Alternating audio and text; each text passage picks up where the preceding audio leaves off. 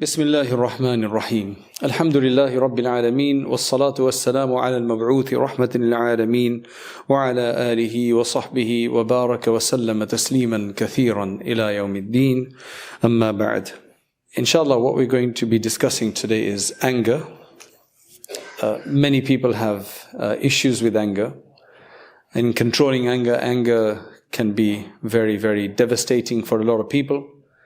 And we have heard a lot about anger. Allah subhanahu wa ta'ala speaks about anger in the Quran. So today I'm going to cover what Imam Raghib al-Isfahani has said about anger. It's a very interesting discussion he has on anger.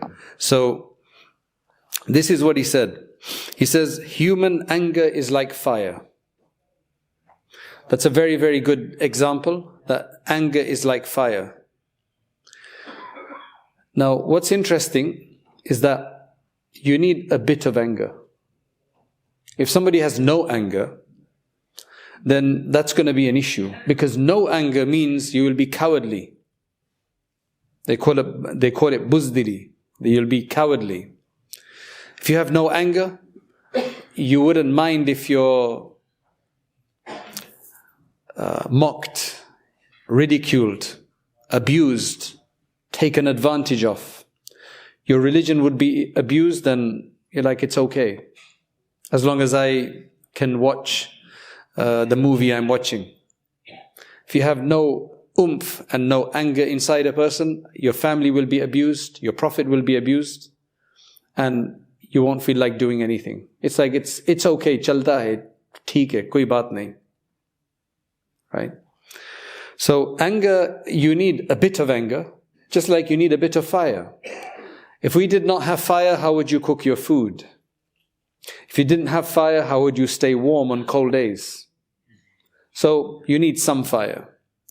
But as soon as fire is too much, number one, fire is difficult to control. Fire is very difficult to control. And if it gets out of hand, then it is indiscriminate, and it destroys, it ravages, it devastates. And the same thing is with anger. When a person is in anger, they go through a massive physical, psychological, and a spiritual change. And they end up doing things which they regret afterwards. So these are some basics, and that's why he said, anger, human anger is like fire. Then he talks about 3 different types of people with regards to anger. He said, some people are like swamp sawgrass, which is quick to burn, but quick to put out. Normal grass, dry grass, it's easy to put it on fire, but it also calms down, you can put it off. So there's some people who get angry very quickly, and then they calm down. And then they get angry, and then they calm down. So they're red in the face, and then it's fine, and then they're red in the face again. Right? You can decide which one we all are. Right? Others are like black saxol, slow to burn, and slow to put out. Which means that it takes a while for it to get angry, that person. But if they do get angry, then they stay angry for a long time. That's number 2. Number 3, some are quick to burn and slow to put out. They get angry very, very quickly. And it takes a very long time for them to calm down. And then after a few days, after they've calmed down, they get angry again. And then they stay angry for a few more days. And then they calm down, and then they're angry again. Others are slow to burn and quick to put out. The opposite. They get angry very less. Sometimes they get angry, but when they get angry, they calm down very easily. And he says, these are the most praiseworthy. These are the most praiseworthy ones. Which was the worst one? Which was the worst one? The third one. Quickly gets angry and calms down very, very slowly. So he's always going to be angry, this guy. Anybody like that here? You don't have to tell me. Right. But the last one is the best one. They get angry very less. And if they do get angry, they calm down quickly as well. That's the most praiseworthy one. But then he said, except, as long as they do not lose their honor and protective jealousy. Which means that these people might get angry quickly, very slowly. and they calm down very fast. That's very good as long as they do get angry at the right time. Because if these people, they get angry hardly ever, even in the case where they're losing their honor and they don't get angry, or they're losing their ghaira, somebody is abusing their women folk, somebody is abusing their property, nothing happens to them. Some people don't get angry, but they take the right measure. This is talking about those people who don't get angry, who don't even take the right measure, and they just like, it's okay, I'm going to go have a nap. I'm going to go and play my game. That's the kind of people, the coward we're talking about. Then he talks about, why do human beings have difference in anger? Why do some people have more anger and some people have less anger? For example, you have 3 or 4 brothers and sisters. They've been fed the same food, same tarbiyah, same nurture from their parents, same household, everything. One of them gets angry quickly, the other one doesn't. One is quite fiery, the other one is very relaxed, never gets angry. Why the difference? That's Allah subhanahu wa ta'ala made them like that. But then he says it's based on differences in anger are in accordance with differences in human nature. Some people, a person with a hot and dry temperament usually has a fiery temper, while a person with a cold and humid temperament has a mild temper. Some of you may know about this, but in modern medicine, they don't deal with the concept of warming a warm person and a cold person. Whereas in Unani medicine, old Greek medicine, Hellenistic medicine, Chinese medicine, and in Indian Ayurvedic medicine, there's this concept of this food is hot for you, this food is cold for you. For example, dates are supposed to be warming and hot, whereas cucumber is supposed to be cold. Rice is supposed to be cold, as far as I know, right? And ginger is supposed to be hot. So they will feed people accordingly. They will make medicine accordingly of these things to balance them. If a person is too cold, they will warm them up. Cold doesn't mean you're just feeling cold. It's a coldness inside the body, or a warmth, fieriness inside the body. Everybody is different in that regard. Some people will associate that with the fact that the elements, the 4 elements of the world, the fire, air, water, and the soil. So some people relate it to that. There has to be some truth to it. Right? That's why, so old people will say, don't eat ice cream if you got a cold. And doctors like, it's all right, you can have ice cream. Even if you got a sore throat, it's okay. It might irritate you a bit, but it's not a problem. Right? So differences in anger also depends on disposition. Some people are quiet and calm, having a gentle and modest temperament, while others are noisy and idly furious over small things. Then he says something really bad. He said, just like the dog who barks at every stranger. Some people, they like to just get angry on every small thing, just like that dog who likes to bark at every stranger. I didn't make that equation, he did. Okay, so you can blame him, and I'm not judging anyone, but if anybody's like that, then that should be good enough to tell us not to be like that. Now this one, I don't know if I agree with this, the next part. He says, young boys, not young girls, but young boys, and women are prone to be quick-tempered. Do you agree with that? Women, are they quick-tempered? Yeah. You agree with that? Well, at least one person does. Does anybody else agree? Yeah, not necessarily. I don't agree either. I don't know why he's saying this. Maybe this is what he observed. But he's saying women are prone to be quick-tempered. Some women are, just like some men are. I mean, I don't think it's more women are more tempered. Maybe there was something going on in his time and the women were very quick-tempered, and that's why he said that. Allahu alam. But the women who are listening know you don't have to be. And if you are quick-tempered, just calm down a bit. Where most of the elderly are likely to be merely irritated. Elderly people, he said, they get irritated, don't get so angry usually because they've had a lot of experience. As you get older, you should get less angry, to be honest. Because you've seen a lot of experience. You should get calmer. I'm saying that from experience.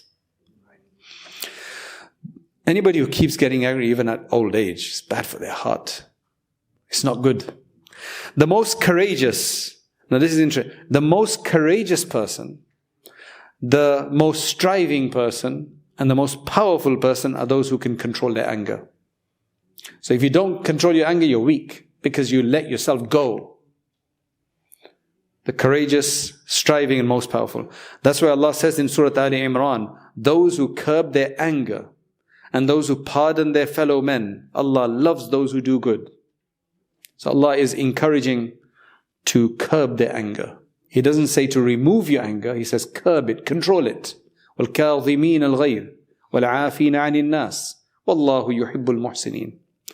Allah considers them doers of good. So it is that the Prophet ﷺ said to a group of people who were lifting a heavy rock. There were a few people, they were trying to lift a heavy rock. They were probably, what do you call them, pushing weights? Is that what you call it? Lifting weights. Right? They were trying to do bodybuilding. So he said, shall I tell you who is the strongest? It is the one who controls himself when angry, not the one who can lift the most weights. That person might be physically strong, but mentally he's not very strong if he can't control his anger. Know that when the fire of anger is strong, now this is interesting. This is old biology, old physics, and I'll explain it to you in a modern sense. Know that when the fire of anger is strong, it produces flames that makes the blood in the heart boil and fills the vein and the brains with a thick black smoke that impedes wise action and restricts the intellect. What is this smoke? I mean, did they open it up to find there's a black smoke? Well, that's what it probably represents. Actually, what modern psychology will say is when a person gets angry, there's a hormone which is released. It's called cortisol.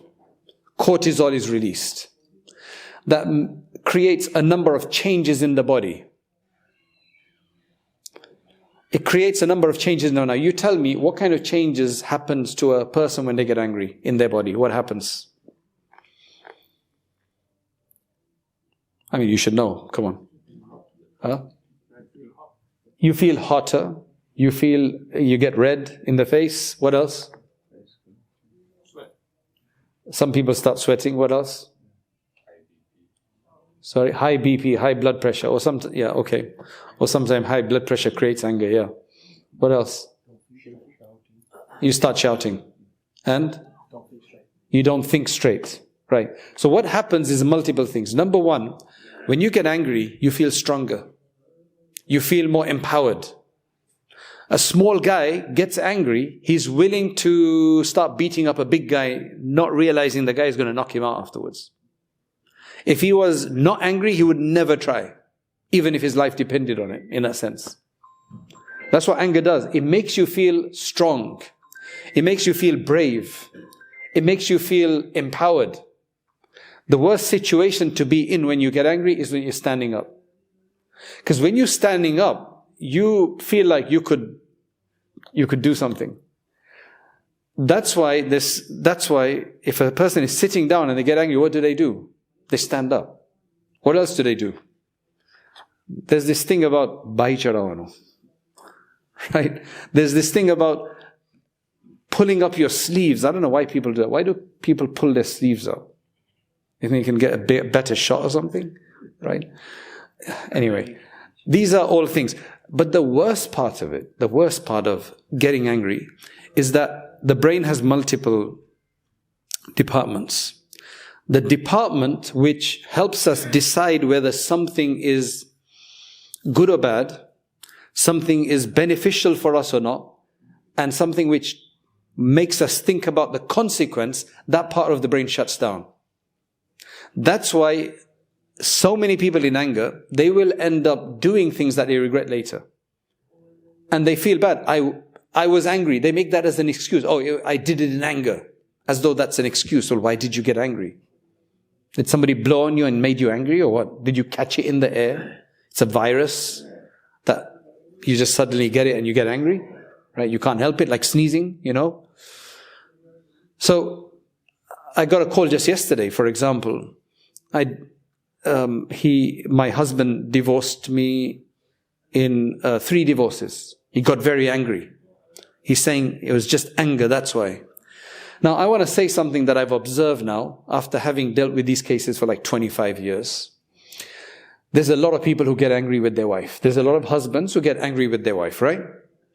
Do they all divorce their wife when they get angry? Do all husbands, when they get angry, divorce their wife? No.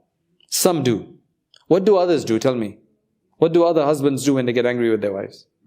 One walks away. One idea is walking away. What else do they do? MashaAllah, nobody argue. It's like, we never tried it before. Huh? Yeah, some people break something. It's a glass or something. They'll break something. They'll punch the wall. What else do they do? Assalamu alaikum wa rahmatullahi wa barakatuh, brothers and sisters. MashaAllah, it's very, very cold today and I'm rubbing my hands.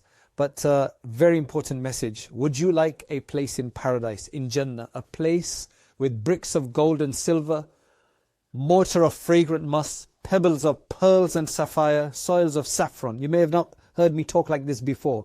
But mashallah, gardens outside the palaces will have streams flowing beneath them. The streams of Jannah will be crystal clear water. And then after that, you're going to have others with milk and of honey and rivers, mashallah. Brothers and sisters, the Prophet ﷺ said, whoever builds a masjid for Allah, Allah will build for him likewise in paradise, something similar in paradise. White Thread Institute, which you all know inshallah, desperately needs to develop this center of ours to accommodate people, students and worshippers of Allah subhanahu wa ta'ala. This area doesn't have a masjid, so we want to give service to all sections of the community once this is built, including the wider society. We need to raise 450,000 to achieve this. We just need 44,500 special people to donate just £100 each to reach our target. Brothers and sisters, the Prophet ﷺ said, I'm going to reiterate, whoever builds a masjid for Allah, Allah will build for him similar in paradise. What an amazing reward this is. Imagine, if you just donate £100 in this world, Allah will build for you a house in paradise. Not just any house. A paradise house is not any house. Whatever your heart desires will be in this place. Not only this, brothers and sisters, but this project is also sadaqah jari, which means a continuous charity. If you donate, then anytime somebody prays here, worships here, learns anything from here and prays elsewhere, you get the same reward inshallah. Every person who learns the Quran, reads, you will get the same reward inshallah. What an amazing reward, subhanallah, that is waiting for you. All for just £100. Brothers and sisters, build your home in paradise. Donate towards this masjid. On the button below, hit the link. And one more thing please, share this video. And anybody else that donates, because of your sharing this video, inshallah you will be rewarded as well. Assalamu alaikum wa rahmatullah. Allah reward you. Jazakumullah khairan.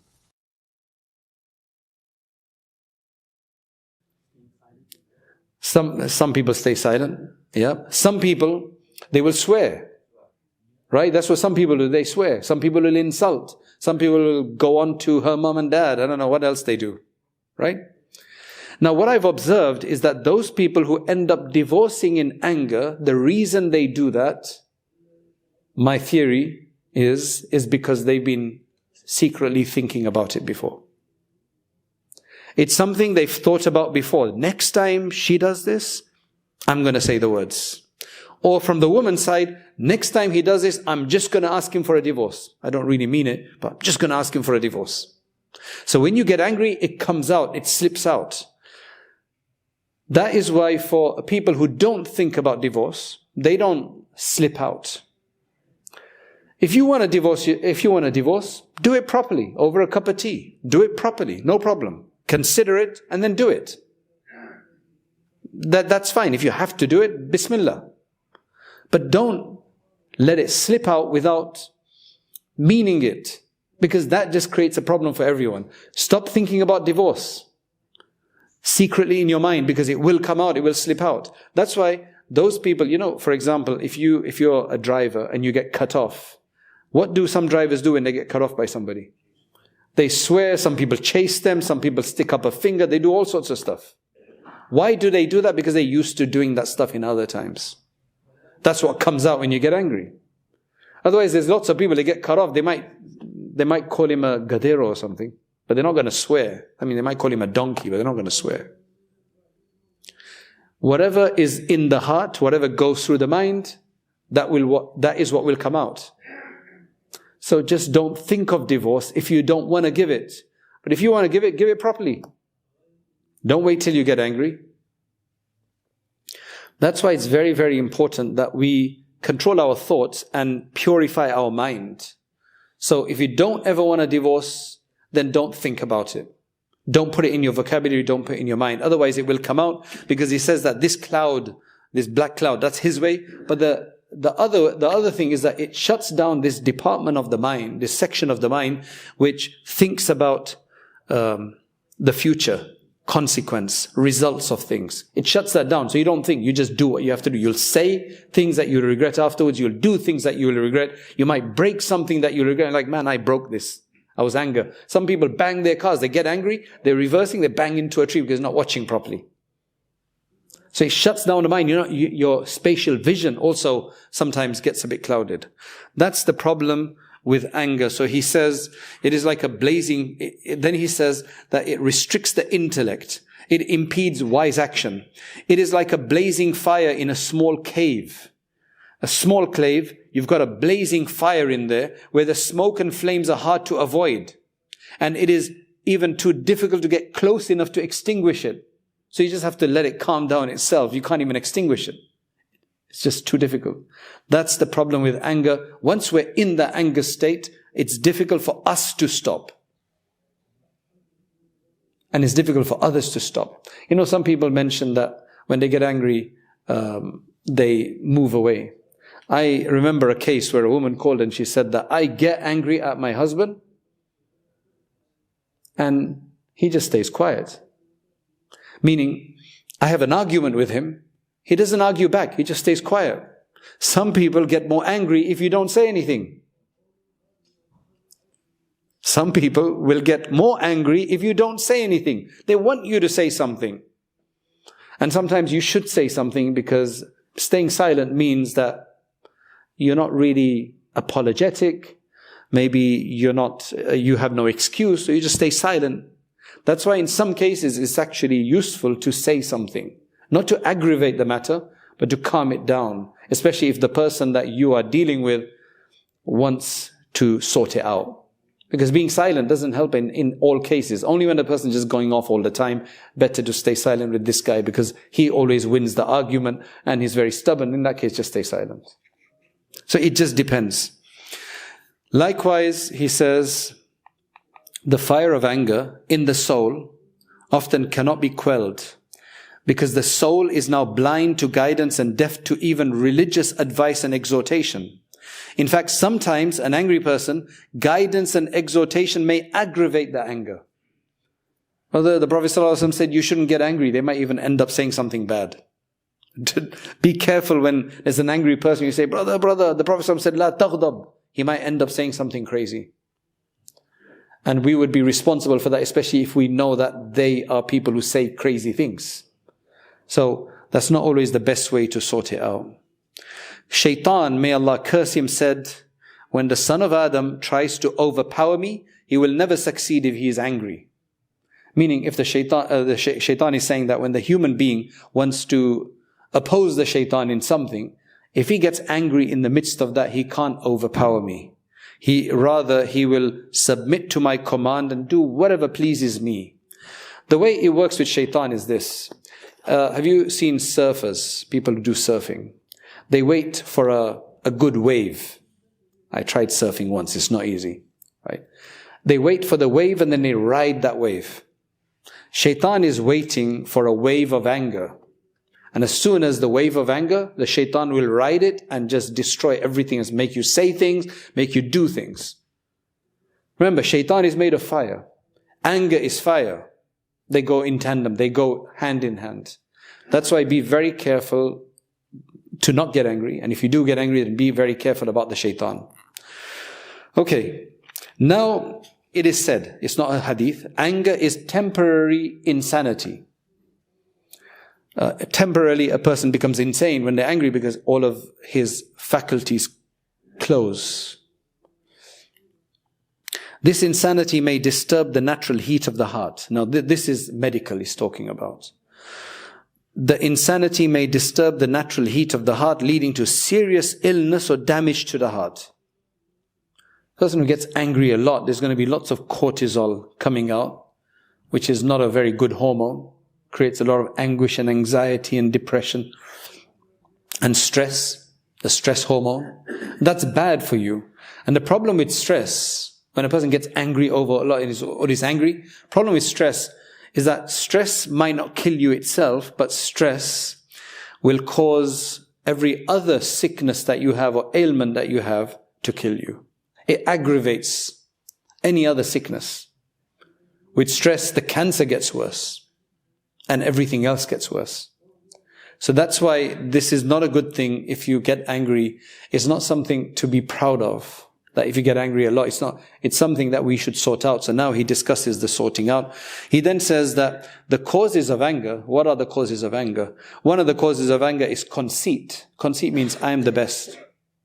So now when you see somebody else better than you, it's just like you're going to get angry. One of those relatives or cousins or brothers, I'm not sure who he was, of the previous leader of Syria.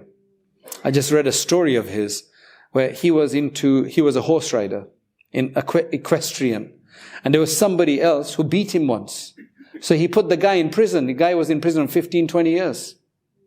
Just because he beat the other guy at a straight game. That is anger based on conceit.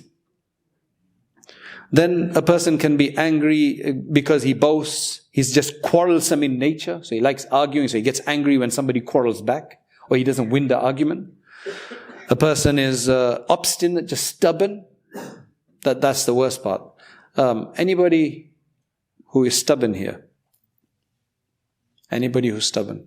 Because if we don't recognize we are like this, we can't sort ourselves out. You don't have to tell me, but is there anybody who's stubborn? Nafat? Nobody, mashallah. Amazing. Right? I think I was a bit stubborn. Right? So I'll confess. Right? Stubbornness. At least confess to yourself, even if you don't want to tell me, it's okay. But if you don't confess, you can't sort it out. Just remember that. Allah creates us all with some weakness. We have to have some weaknesses. So obstinacy, that's going to create a lot of anger because I need to win all the time. I'm so stubborn. That's not how a stubbornness person feels. He just feels he needs to win all the time. He doesn't know he's stubborn. Right? Okay. Then a person who teases, a person who likes teasing, then one day he gets something back, he's going to get angry. When it doesn't go his way, he's going to get angry. Haughtiness, mocking somebody, injustice, competitiveness, envy, hasad, and vengeance. All of this will create anger. So now what should you do? A person overtaken by anger should pause and reflect. Like, firstly, recognize we've got anger, right? And then pause and reflect that there is no point in this rage. Because if he has the power, if you get angry, then it's either you've got power over the person you're getting angry on, or you don't have power, you're subordinate. For example, you're the employee. If you say anything, you'll get fired. But you're angry because of something that they did. Or you are the boss. How do you deal with it? He said that if he has power over the person who has enraged him, there's no point to your rage because you're in a position to take appropriate action. Just provide some disciplining procedure into it. Put some discipline into it. Sort it out in some other way. Why you get angry for? When you get angry, you just show your weakness. And on the other hand, if he is angry with his superior, like your father, your teacher, your boss, Imam Sahib, your superior, but is not in a position to express his anger directly, don't torment yourself, but have the patience until he has the power to act with anger. A time will come when you can say something, meaning until a time to come. Right. A wise sage once said, block the path of anger before its fire rages in your flesh and in your heart. Try to protect yourself from anger before it gets overboard. It is only possible to extinguish anger before it has spread. Once it gets spread in the body, then it's very, very difficult to control. Once a sage was asked, how shall I prevent anger? Tell me, how do I prevent anger? He replied, remember to obey and not only be obeyed. Interesting. There's a few things, I'll mention all of them. Remember to obey and not only be obeyed. Remember to serve and not only be served. Remember to endure and not only to be endured. And know that Allah watches you at all times. Essentially, humble yourself. Don't always want it your way, because usually anger comes because you want it your way all the time. But want it also that I also obey others. I'm also respectful of others. I also serve others. Not that just I get served, right? Everybody does things for me, but I also act selflessly instead of selfishly. And know that Allah watches you at all times. This will curb anger, and if you feel angry nevertheless, then your anger will then not be fierce if you've gone through this. So just contemplate. So the last few things I'll mention before we finish is that it's a good idea to understand, try to find the patterns of why we get angry and when we get angry. For example, some people will get angry when they are hungry. Anybody gets angry when they're really hungry and need some food? I do. Right? MashaAllah, none of you are like sort of, right? Or you're sleeping or something. It's only I have all the problems here. Right? If you have low blood sugar, if you got diabetes, you got low blood sugar and you need to eat and the food isn't ready, or you got high blood pressure, these are some of the reasons for having that. Another thing that people get angry about is they're perfectionists. Unko har cheez perfect chahiye. And the people around them don't make it perfect, so they get angry. You can't be in that job. And if it's in your own house, then you're going to say, there's some men and some women who just want everything, have OCD about cleanliness. And the children and the husband, they don't leave things clean. So then they get angry because of their OCD.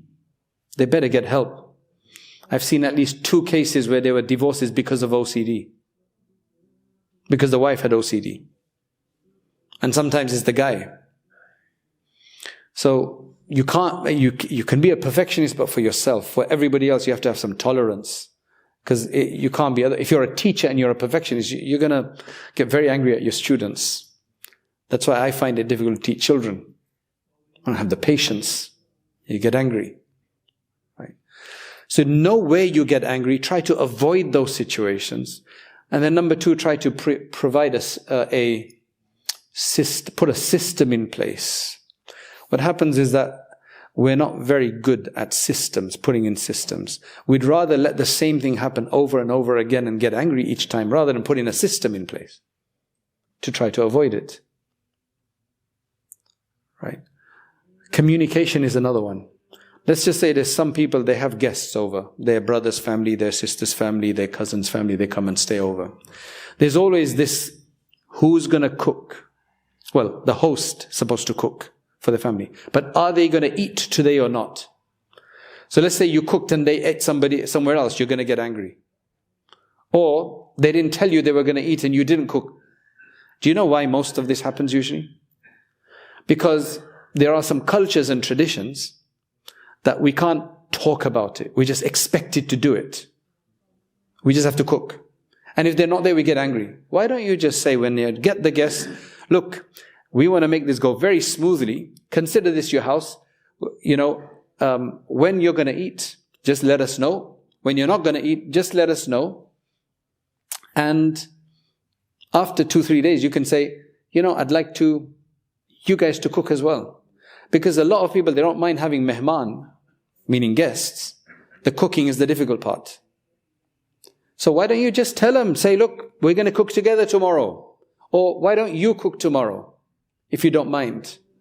But no, we won't say that. But we expect them that they should help. When you get guests, you expect them to help you put away the dishes. And if they don't, you won't tell them, but you'll say, they just go and sit after dinner. They won't put away the dishes. They won't help clean up. Why don't you tell them? Why don't you talk about it?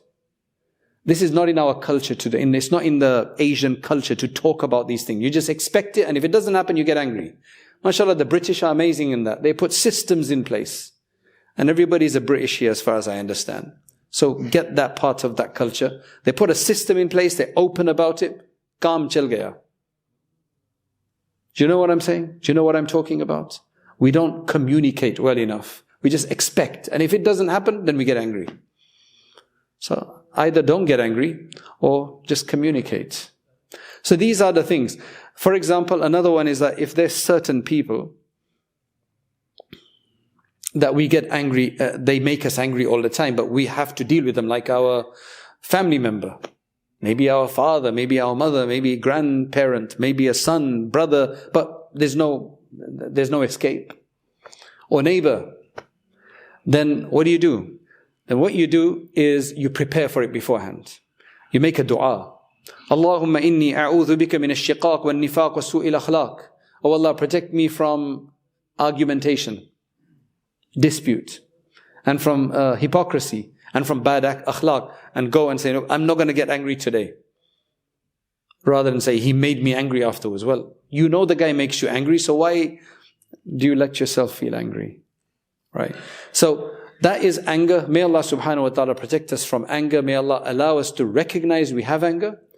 May Allah allow us to control it. May Allah allow us to find the triggers. May Allah allow us to subordinate the anger within us. Otherwise, it's devastating our life, and it's devastating our akhlaq, character, our relationships. وآخر الدعوانا أن الحمد لله رب العالمين. اللهم أنت السلام ومنك السلام وتبارك يا ذا الجلال والإكرام. اللهم يا حي يا قيوم برحمتك نستغيث يا حنان يا منان لا إله إلا أنت سبحانك إنا كنا من الظالمين.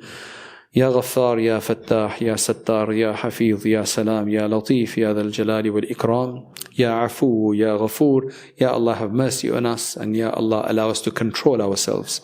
Ya Allah, grant us control and self-discipline. Ya Allah, grant us purity, grant us forgiveness, especially during these days of Ramadan.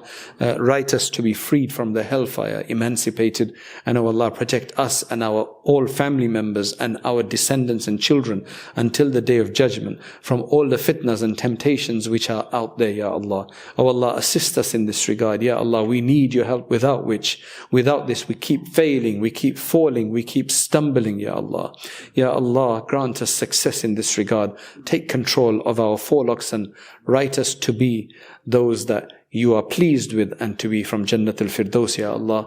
O Allah, protect us and bless us and allow all of our permissible needs to be fulfilled, Ya Allah.